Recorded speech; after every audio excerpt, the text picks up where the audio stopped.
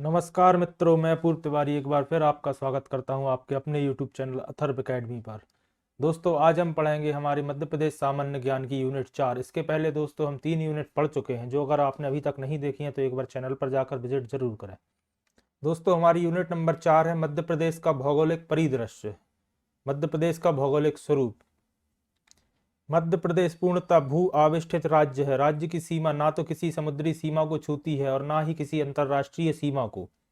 भूवैज्ञानिक दृष्टि से राज्य सर्वाधिक प्राचीन गोंडवाना लैंड का भाग है। दक्षिण पूर्व क्षेत्र मध्य प्रदेश का गोंडवाना क्षेत्र कहलाता है। भौतिक संरचना की दृष्टि से मध्य प्रदेश का पठार का उत्तरी भाग राज्य के अंतर्गत आता है। गोंडवाना शैल समूह को लोअर गोंडवाना, मध्य गोंडवाना तथा अपर गोंडवाना समूह में बांटा गया है। मध्य प्रदेश का कुल क्षेत्रफल 3,08,245 वर्ग किलोमीटर है, जो कि भारत के कुल क्षेत्रफल का 9.38% है। क्षेत्रफल की दृष्टि से राज्य देश में राजस्थान के बाद द्वितीय स्थान पर है। इसका पूर्व से पश्चिम विस्तार 870 किलोमीटर तथा उत्तर से दक्षिण विस्तार 605 किलोमीटर है। पश्चिमी तथा पूर्वी सीमाएं गुजरात एवं मैकाल कैमूर की श्रेणियों द्वारा निर्धारित की जाती हैं। राज्य की सर्वाधिक सीमा उत्तर प्रदेश राज्य से मिलती है तथा मध्य प्रदेश की सीमा गुजरात के बड़ौदा जिले से मिलती है। कर्क रेखा नर्मदा नदी के समानांतर प्रदेश को 2 बराबर भागों में बांटती है। मध्य प्रदेश राज्य अपनी सीमाएं कुल 5 राज्यों के साथ साझा करता है। ये था दोस्तों मध्य प्रदेश राज्य का इंट्रोडक्शन। अब पढ़ते हैं भूवैज्ञानिक संरचना। राज्य संरचना की दृष्टि से प्रायद्वीपीय पठार का भाग है। प्रायद्वीपीय पठार भूवैज्ञानिक इतिहास में कभी भी पूर्णतः जलमग्न नहीं हुआ है। केवल कुछ समय के लिए इस पठार का कुछ भाग छिछले समुद्रों से ढका रहा है।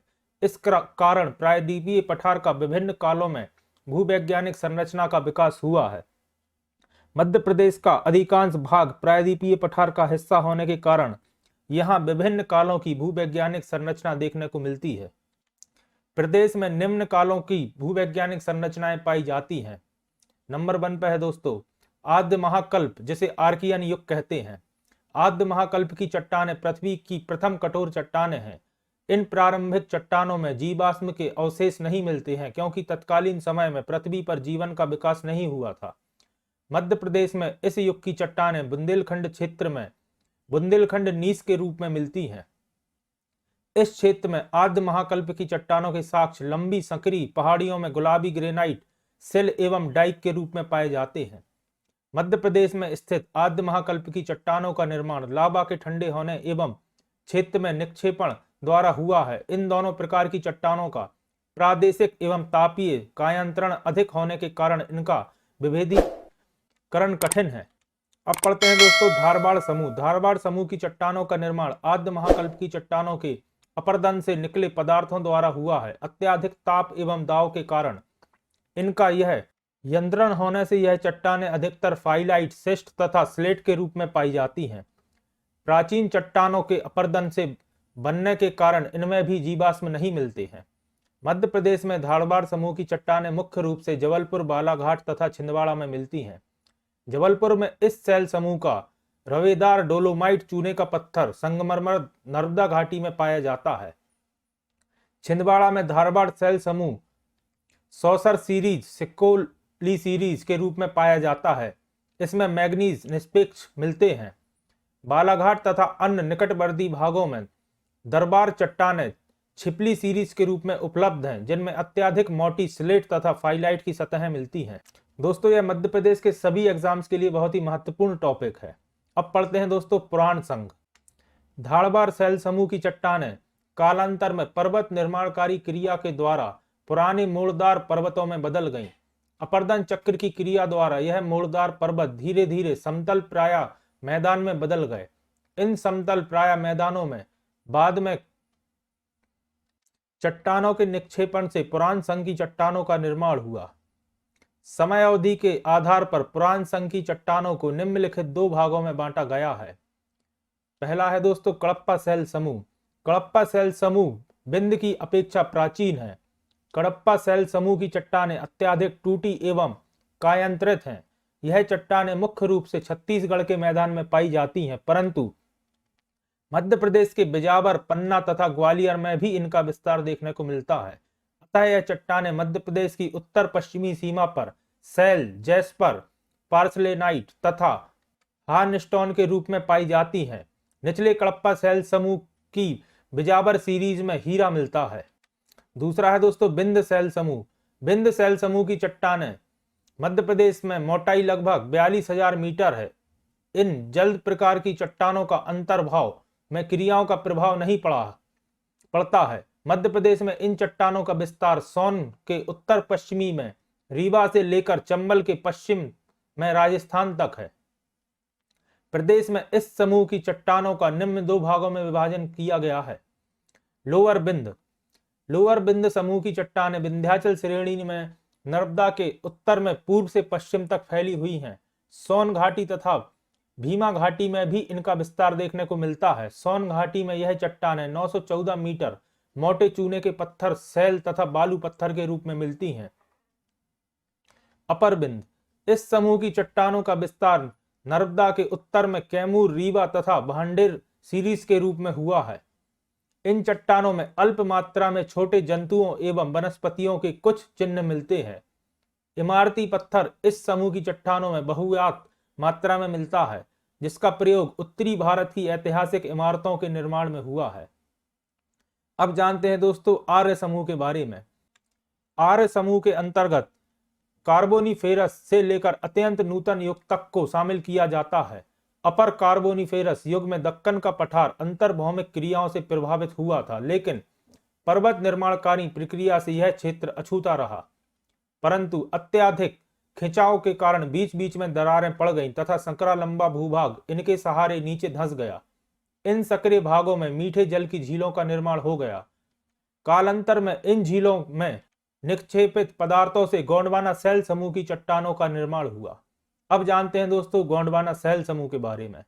गोंडवाना सैल समूह की चट्टानें मध्य प्रदेश के प्रमुख रूप से सतपुड़ा क्षेत्र तथा बघेलखंड के पठार में मिलती हैं। यहाँ यह सैल समूह एक अर्धवृत्त के रूप में उत्तर में सीधी से लेकर दक्षिण में रायगढ़ तक विकसित है।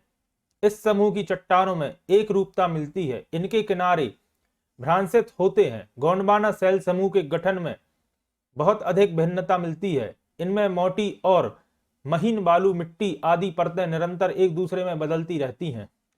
मध्य प्रदेश की गोंडवाना सैल समूह की चट्टानों का अध्ययन निम्नलिखित 3 भागों में विभाजित किया जाता है। पहला है दोस्तों लोअर गोंडवाना सैल समूह। लोअर गोंडवाना सैल समूह को तालचीर के नाम से भी जाना जाता है।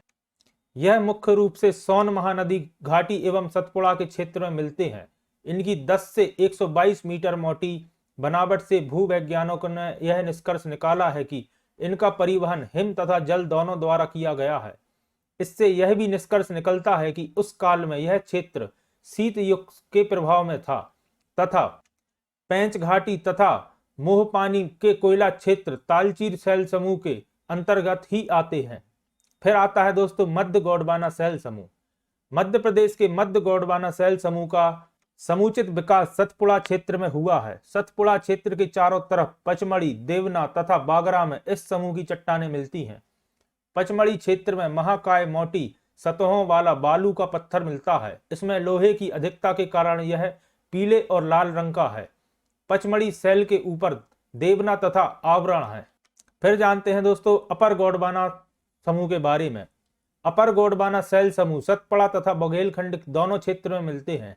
इनमें अधिकतर बलुआ पत्थर और सैल मिलते हैं। साथ ही इनमें कोयले की प्रत्यय तथा वनस्पति पदार्थ एवं चूने के पत्थर की परतें भी मिलती हैं। सतपुड़ा क्षेत्र में इसे चौगान तथा जबलपुर स्तर के नाम से भी जाना जाता है। फिर जानते हैं दोस्तों क्रेटेशियस कल्प के बारे में। मध्य प्रदेश में क्रेटेशियस कल्प के साक्ष्य नर्मदा घाटी में मिलते हैं। नर्मदा घाटी में नदी तथा एस्चुअरी के निक्षेपण से बने सैल समूह मिलते हैं, जिनमें बाघ सीरीज कहा जाता है। मध्य प्रदेश के अन्य भागों में बिखरे हुए अपेक्षाकृत नए विक्षेपणों को लमेटा सीरीज के नाम से पुकारा जाता है। इनमें सिलिका मिश्रित चूने के पत्थर, मिट्टी मिश्रित बालू पत्थर, स्लेट तथा किले प्रमुख सैल हैं। इन चट्टानों में कुछ जीवाश्म के अवशेष भी पाए जाते हैं। फिर जानते हैं दोस्तों तृतीयक सैल समूह के बारे में। तृतीयक शैल समूह में गोंडवाना महाद्वीप टूटकर छोटे छोटे भागों में विभाजित हो गया तथा उनके बीच का भाग समुद्र के नीचे डूब गया। इस समय दक्कन के पठार को वर्तमान आकार मिला तथा टैथिस सागर का विशाल निष्पेषण मोड़दार पर्वत के रूप में ऊपर उठकर हिमालय पर्वत बना। अंतर्भौमिक क्रियाओं का प्रभाव दक्षिणी मध्य प्रदेश पर भी पड़ा। अब जानते हैं दोस्तों मध्य प्रदेश के सीमावर्ती जिलों के बारे में। मध्य प्रदेश की सीमाएं दोस्तों 5 राज्यों से मिलती हैं, जिसमें उत्तर प्रदेश के साथ मध्य प्रदेश के जिले सिंगरौली, सागर, गुना, दतिया, शिवपुरी, सीधी, रीवा, सतना, पन्ना, छतरपुर, भिंड जिलों की सीमा मिलती है। वहीं राजस्थान के साथ मुरैना, शिवपुरी, गुना, राजगढ़, नीमच, मंदसौर, रतलाम, झाबुआ, श्योपुर, आगरमालवा की सीमाएं मिलती हैं। वहीं महाराष्ट्र के साथ दोस्तों खरगोन, बड़वानी, बैतूल, खंडवा, छिंदवाड़ा, सिवनी और बालाघाट की सीमाएं मिलती हैं। छत्तीसगढ़ के साथ दोस्तों सीधी, शहडोल, बालाघाट, मंडला और डिंडोरी की सीमाएं मिलती हैं। वहीं गुजरात के साथ झाबुआ, अलीराजपुर की सीमाएं मिलती हैं। कर्क रेखा दोस्तों मध्य प्रदेश के 14 जिलों को काटती है, जिनके नाम है दोस्तों रतलाम, उज्जैन, शाजापुर, राजगढ़, भोपाल, विदिशा, रायसेन, सागर, दमोह, जबलपुर, कटनी, उमरिया, शहडोल तथा अनूपपुर। दोस्तों भोपाल एकमात्र ऐसा संभाग है जिसके सभी जिलों से होकर कर्क रेखा गुजरती है। इस मैप में दोस्तों अपन देख सकते हैं कर्क रेखा मध्य प्रदेश को बिल्कुल 20 से 2 बराबर भागों में काटती है और मध्य प्रदेश के 14 जिलों से होकर गुजरती है। अब जानते हैं दोस्तों विभिन्न युग एवं उनके साक्ष्य। आद्य महाकल्प के साक्ष्य दोस्तों बुंदेलखंड का गुलाबी ग्रेनाइट पत्थर है, नीस है, सिल है और डाइक है। आद्य महाकल्प को ही दोस्तों आर्कियन युग भी कहते थे। उसके बाद है दोस्तों धरवाड़ समूह, जिसके साक्ष्य दोस्तों बालाघाट की चिल्पी श्रेणी, छिंदवाड़ा की सौसर श्रेणी, बुंदेलखंड की बिजावर श्रेणी है। वहीं पुराण संघ के साक्ष्य दोस्तों पन्ना ग्वालियर की बिजावर श्रेणी, कैमूर भांडेर रीवा श्रेणी है। द्रविड़ संघ मध्य प्रदेश में साक्ष्य नहीं मिलते दोस्तों द्रविड़ संघ के। ये क्वेश्चन आया भी है दोस्तों पहले कि द्रविड़ संघ के साक्ष्य कहां मिलते हैं। फिर है दोस्तों आर्य समूह, सतपुड़ा एवं बघेलखंड की विस्तृत कोयला घाटी आर्य समूह के साक्ष्य मिलते हैं। क्रिटेशियन कल्प के दोस्तों बाघ, लमेटा, मालवा के पठार के ज्वालामुखी संस्तर हैं। इसके बाद है दोस्तों तृतीयक समूह, जिसके साक्ष्य नर्मदा सोन घाटी से मिलते हैं। नया टॉपिक है दोस्तों अपना भौतिक प्रदेश। एसपी चटर्जी ने मध्य प्रदेश को धरातल की विविधता के आधार पर निम्न 2 बृहत भौतिक प्रदेशों में विभाजित किया है। मध्य उच्च प्रदेश और प्रायद्वीपीय पठारी प्रदेश। जानते हैं दोस्तों मध्य उच्च प्रदेश के बारे में। मध्य उच्च प्रदेश एक त्रिभुजाकारी पठारी प्रदेश है जो कि दक्षिण में नर्मदा सोन घाटी, पूर्व में कैमूर के कगार एवं पश्चिम में अरावली श्रेणियों से घिरा है। इस क्षेत्र में श्रेणियों, पहाड़ियों, पठारों के बीच में नदी, घाटी एवं बेसिन पाई जाती हैं। धरातलीय विशेषताओं के आधार पर इस प्रदेश को अग्रलिखित भागों में बांटा गया है, जिसमें है दोस्तों मालवा का पठार, मध्य भारत का पठार, बुंदेलखंड का पठार, रीवा पन्ना का पठार, विंध्याचल श्रेणी और नर्मदा सोन घाटी, जिसे अपन दोस्तों इस मैप में देख सकते हैं। ये वाला पोर्शन है दोस्तों मध्य भारत का पठार, मालवा का पठार, बुंदेलखंड का पठार, रीवा पन्ना का पठार। ये वाला पोर्शन बघेलखंड का पठार है दोस्तों। यहाँ अपन देख सकते हैं नर्मदा सोन घाटी और ये है दोस्तों सतपुड़ा मैकाल पर्वत। इसके बाद जानते हैं दोस्तों मालवा पठार के बारे में। मध्य प्रदेश के मध्य पश्चिम भाग को मालवा पठार के नाम से जाना जाता है। इस पठार का विस्तार गुना, राजगढ़, भोपाल, रायसेन, सागर, विदिशा, शाजापुर, देवास, इंदौर, सीहोर, उज्जैन, रतलाम, मंदसौर, झाबुआ एवं धार जिले में है। इसकी भौगोलिक स्थिति 20 डिग्री 17 उत्तरी अक्षांश से 25 डिग्री 8 मिनट उत्तरी अक्षांश तक है तथा 74 डिग्री 20 मिनट पूर्वी देशांतर से 79 डिग्री 20 मिनट पूर्वी देशांतर के मध्य है। कर्क रेखा से इसे 2 बराबर भागों में विभाजित करती है। इस पठार पर क्रिटेशियस काल के दरारी ज्वालामुखी उद्भेदन तथा लावा के साक्ष्य मिलते हैं। समुद्र तल से मालवा पठार की औसत ऊंचाई 500 मीटर है, परंतु इस पठार की सबसे ऊंची चोटी सिगार चोटी 8 से 81 मीटर ऊंची है। इस प्रदेश की जलवायु उष्णकटिबंधीय मानसूनी है तथा इस क्षेत्र की प्रमुख नदियां क्षिप्रा, बेतवा, सोनार व चंबल है। दोस्तों क्षिप्रा नदी का उद्गम इंदौर के समीप काकरी बरडी पहाड़ी से हुआ है। वहीं चंबल का उद्गम दोस्तों महू के पास जानापाव पहाड़ी से हुआ है। इस क्षेत्र की मुख्य फसलें गेहूं एवं कपास हैं। इस क्षेत्र के अधिकतर लोग कृषि एवं पशुपालन करते हैं। यह प्रदेश राज्य का प्रमुख औद्योगिक क्षेत्र है। मालवा पठार के प्रमुख नगर इंदौर, भोपाल, उज्जैन, सागर, रतलाम, देवास तथा विदिशा है। फिर जानते हैं दोस्तों मध्य भारत पठार के बारे में। मध्य भारत का पठार मालवा के पूर्व उत्तर में स्थित है। इसकी भौगोलिक स्थिति 20 डिग्री उत्तरी अक्षांश से 26 डिग्री 48 मिनट उत्तरी अक्षांश तक तथा 75 डिग्री 50 मिनट पूर्वी देशांतर से 79 डिग्री 10 मिनट पूर्वी देशांतर के मध्य स्थित है। क्षेत्र में दोमट मिट्टी से ढकी हुई जलद चट्टानें पाई जाती हैं। मध्य प्रदेश के भिंड, मुरैना, ग्वालियर, शिवपुरी, गुना, मंदसौर जिले इसी प्रदेश के अंतर्गत आते हैं। इस क्षेत्र की प्रमुख नदियां चंबल, काली सिंध, पार्वती आदि है। इस प्रदेश की जलवायु महाद्वीपीय प्रकार की है। जड़ोल एवं काली मिट्टी पाए जाने के कारण यहाँ गेहूं, ज्वार, बाजरा की फसल उगाई जाती है। शीशम, सागौन, नीम, पीपल, खैर आदि यहाँ की प्रमुख वनों में पाए जाने वाले प्रमुख वृक्ष हैं। क्षेत्र में जनसंख्या का घनत्व 110 से 272 व्यक्ति प्रति वर्ग किलोमीटर है। कुटीर उद्योग इस क्षेत्र में बहुलता है। फिर जानते हैं दोस्तों विंध्य कगारी प्रदेश के बारे में, जिसे अपन रीवा पन्ना के पठार के नाम से भी जानते हैं। विंध्य कगारी प्रदेश मालवा पठार के उत्तर पूर्व में फैला हुआ है। इसे रीवा पन्ना का पठार भी कहा जाता है। इस पठार की ऊंचाई 300 से 450 मीटर तक है। यहाँ बलुई, लाल एवं पीली मिट्टी पाई जाती है। यहाँ औसत वर्षा 125 सेंटीमीटर के लगभग है।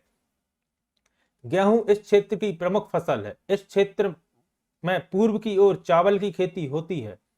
चूना पत्थर एवं हीरा यहाँ पाए जाने वाले प्रमुख खनिज हैं। कृषि यहाँ का प्रमुख व्यवसाय है। क्षेत्र में प्रमुख नगर रीवा, सतना, पन्ना, दमोह आदि हैं। फिर जानते हैं दोस्तों विंध्याचल श्रेणी के बारे में।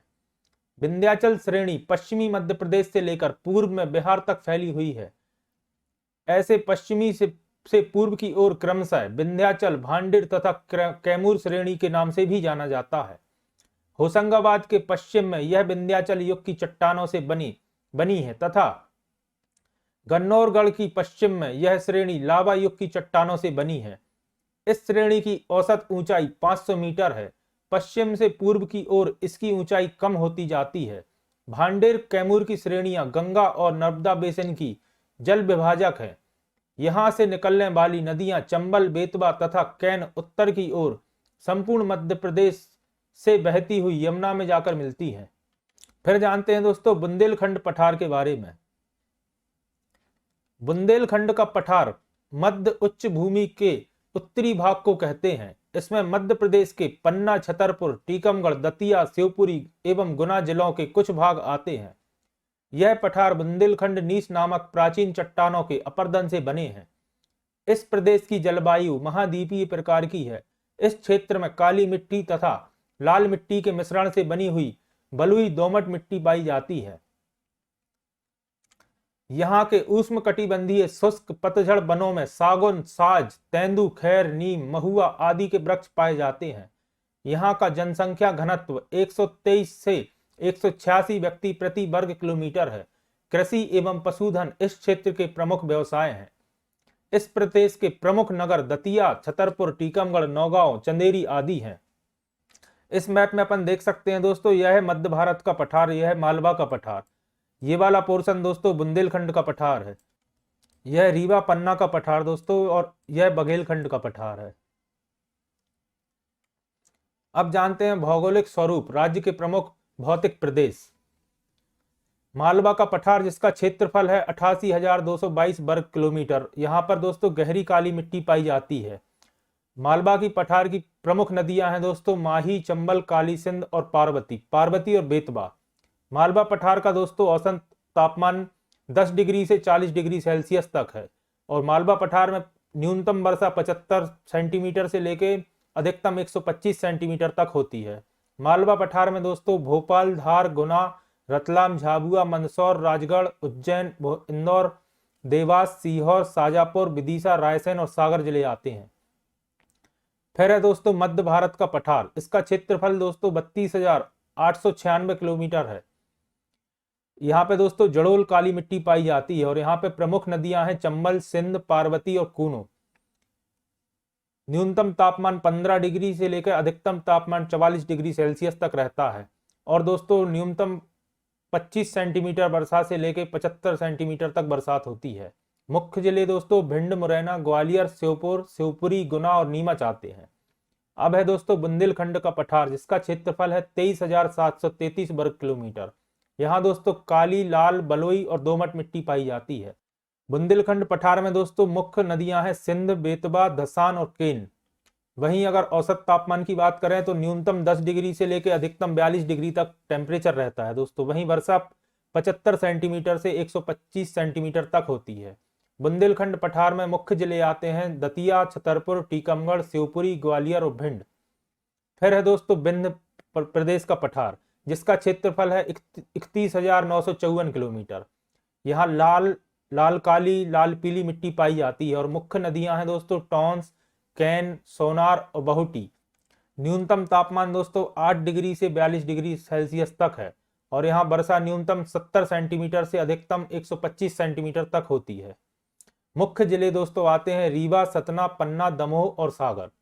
फिर है दोस्तों नर्मदा सोन घाटी, जिसका कुल क्षेत्रफल 86,000 स्क्वायर किलोमीटर है। यहाँ पे गहरी काली मिट्टी पाई जाती है। मुख्य नदियां नर्मदा, सोन और जोहिला। यहाँ का तापमान दोस्तों न्यूनतम 10 डिग्री से अधिकतम 40 डिग्री सेल्सियस तक है। वहीं वर्षा की अगर बात करी जाए तो न्यूनतम 70 सेंटीमीटर से 140 सेंटीमीटर तक वर्षा होती है। मुख्य जिले हैं दोस्तों शहडोल, बड़वानी, मंडला, डिंडोरी, जबलपुर, नरसिंहपुर, होशंगाबाद, रायसेन, हरदा, खंडवा, खरगोन, धार, सीहोर और देवास।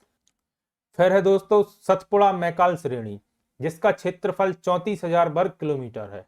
यहाँ पे भी दोस्तों गहरी काली मिट्टी पाई जाती है और मुख्य नदियां हैं तवा, बेतवा, जोहिला, नर्मदा, ताप्ती, सक्कर और हिरण। दोस्तों सक्कर और हिरण नर्मदा की सहायक नदियां हैं। यहाँ का तापमान अगर देखें दोस्तों तो न्यूनतम 18 डिग्री से लेकर अधिकतम 30 डिग्री सेल्सियस तक है। वहीं अगर वर्षा की बात की जाए तो 62 सेंटीमीटर से लेकर 150 सेंटीमीटर तक वर्षा होती है। मुख्य जिले आते हैं इसके अंतर्गत दोस्तों खंडवा, खरगोन, बड़वानी, बैतूल, बालाघाट, छिंदवाड़ा और सिवनी। फिर है दोस्तों बघेलखंड का पठार, जिसका क्षेत्रफल है 26,000 किलोमीटर। यहाँ पे दोस्तों काली, लाल, बलुई और दोमट मिट्टी पाई जाती है। वहीं मुख्य नदियों की बात करी जाए तो सोन, जोहिला और बनास यहाँ की मुख्य नदियां हैं। न्यूनतम तापमान 18 डिग्री से लेकर अधिकतम 35 डिग्री सेल्सियस तक रहता है। वहीं वर्षा की बात करी जाए तो 62 सेंटीमीटर से 150 सेंटीमीटर तक वर्षा होती है। मुख्य जिले हैं दोस्तों सीधी, शहडोल, उमरिया। अब एक बार शॉर्ट में पूरे विभाजन को दोबारा देख लेते हैं। मध्य उच्च प्रदेश के अंतर्गत आते हैं मध्य भारत का पठार, रीवा पन्ना का पठार, मालवा का पठार, बुंदेलखंड का पठार, नर्मदा सोन घाटी। वहीं सतपुड़ा श्रेणी के अंतर्गत आते हैं राजपीपला श्रेणी, ग्वालीगढ़ तथा महादेव श्रेणी, मैकाल श्रेणी। और पूर्वी पठार के अंतर्गत आता है दोस्तों बघेलखंड का पठार। फिर जानते हैं दोस्तों नर्मदा सोन घाटी के बारे में। मध्य प्रदेश के पूर्वी तथा पश्चिमी भाग में नर्मदा तथा सोन नदी की संकरी घाटियों के मध्य का भाग नर्मदा सोन की घाटी कहलाती है। यह घाटी मध्य प्रदेश का सबसे निचला भाग है। यहाँ गहरी काली मिट्टी पाई जाती है। महादेव एवं सतपुड़ा श्रेणी पर सदाबहार वन पाए जाते हैं। इस क्षेत्र में गेहूं, कपास, ज्वार, चावल, बाजरा आदि फसलें उगाई जाती हैं। नर्मदा घाटी में चूने का पत्थर, फायर क्ले, गैरू, संगमरमर, मैग्नीज आदि प्रमुख खनिज पाए जाते हैं। सोन नदी की घाटी में चूने का पत्थर तथा कोयला पाया जाता है। इस घाटी के प्रमुख नगर जबलपुर, नरसिंहपुर, होशंगाबाद, रायसेन, खंडवा तथा खरगोन है। इस मैप में अपन दोस्तों देख सकते हैं ये वाला जो पोर्शन है ये है नर्मदा सोन घाटी। फिर जानते हैं दोस्तों प्रायद्वीपीय पठारी प्रदेश। प्रायद्वीपीय पठार के उत्तरी भाग को दक्कन का पठार कहते हैं। इस पठार पर स्थित सतपुड़ा श्रेणी का विस्तार मध्य प्रदेश के दक्षिणी भाग पर है। इसके पूर्व में स्थित पहाड़ी क्षेत्र को बघेलखंड पठार कहते हैं। दक्कन पठार के इस पहाड़ी भाग को निम्न दो प्रमुख श्रेणियों में बांटा गया है। पहली है दोस्तों सतपुड़ा मैकाल श्रेणी, दूसरी है बघेलखंड का पठार। जानते हैं सतपुड़ा मैकाल श्रेणी के बारे में। सतपुड़ा मैकाल श्रेणी का दक्षिण मध्य प्रदेश में पश्चिमी सीमा के पूर्व में स्थित है। इसका विस्तार लगभग 34,000 वर्ग किलोमीटर है। इस क्षेत्र की अधिकतम ऊंचाई 1350 मीटर है। दोस्तों यह 1350 मीटर धूपगढ़ की हाइट है, जो कि मध्य प्रदेश की सबसे ऊंची चोटी है। क्षेत्र में खंडवा एवं खरगोन जिलों में जनसंख्या अधिक है। अन्य जिलों में जनसंख्या का घनत्व कम पाया जाता है। वनों में उपज, एक चित्र करना तथा खनन उद्योग में कार्य करना यहाँ का मुख्य व्यवसाय है। समतल भूमि वाले क्षेत्र में कृषि होती है। यातायात की दृष्टि से यह प्रदेश सुगम नहीं है। अधिकतर भागों में पथरीली कच्ची सड़कें हैं। छिंदवाड़ा, बुरहानपुर, खंडवा, सिवनी, बैतूल, मंडला, बालाघाट, खरगोन, बड़वानी, झाबुआ क्षेत्र इस क्षेत्र के प्रमुख नगर हैं। फिर जानते हैं दोस्तों बघेलखंड पठार के बारे में। मध्य प्रदेश के पूर्व भाग में सोन नदी के पूर्व तथा सोन नदी के दक्षिण का क्षेत्र बघेलखंड का पठार कहलाता है। इस प्रदेश में आद्य महाकल्प तथा जुरेसिका काल के शैल समूह मिलते हैं। गोंडवाना शैल समूह इस प्रदेश की भौगोलिक विशेषता है। मध्य प्रदेश के प्रमुख कोयला क्षेत्र इसी प्रदेश में स्थित है। इस क्षेत्र की प्रमुख नदी सोन है। यहाँ की जलवायु मानसूनी है।